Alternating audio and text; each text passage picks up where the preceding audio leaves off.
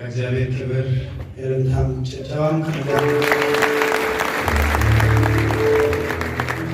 እግዚአብሔር ይባርክሽ በሉት እስኪ እንደገናም በሉት እስኪ በእውነት ተባረኩ። ጌታ ኢየሱስ ይባርካችሁ። በመቀጠል